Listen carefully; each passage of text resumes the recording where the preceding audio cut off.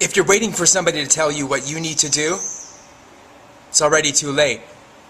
If your business plan consists of being discovered in some public place or online or at some event or at some conference, somebody to notice you and say, "Wow, you're great. Would you like to be a part of what I'm doing?" That's not a business plan. That's not my line. That's Hugh MacLeod's line. If you don't know who Hugh MacLeod is, you better go ahead and look him up online right now. Asking for forgiveness is easier for asking for permission. Stepping through the breach, possibly risking being censured for doing something, is way easier than waiting for somebody to say, "That's okay. Go ahead. You can do that." I see it every day. So many situations. In public places, in shops, at airports, in restaurants. I see it. It's crazy. It's unbelievable. It shows just how pernicious and dangerous societal indoctrination is.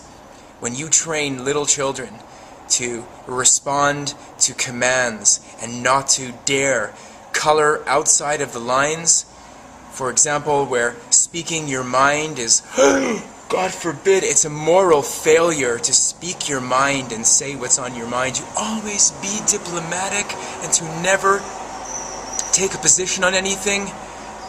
Always equivocate. If you're waiting for somebody to tell you what to do, you are finished. You have no future and you have no hope. You have no place in this new economy. You have no place whatsoever in the pace of modern society. This society is about taking the moose balls by the fist and yanking those things hard and just doing what you need to do. I'm tired of talking to people when they ask me stupid questions like, "What company do you work for?" Not "what do you do?" Now it's advanced to, "What company do you work for?" That question is embedded with so many of society's fears. I can list 5 things off the top of my head that go into that question that have everything to do with fear and nothing to do with self-esteem and self-confidence. Don't wait for somebody to tell you what to do. Don't wait for somebody to discover you. Point out your merits, to tell you what you're great at. I don't know where that started. I don't know what that has to do with. Is it all education? I don't know. Is it a genetic thing? I was reading this line yesterday and I thought it was brilliant. I know so many people online who are the spec setters. These are the people who create the spec. They don't wait for the spec to be given to them, and that's why they're excellent.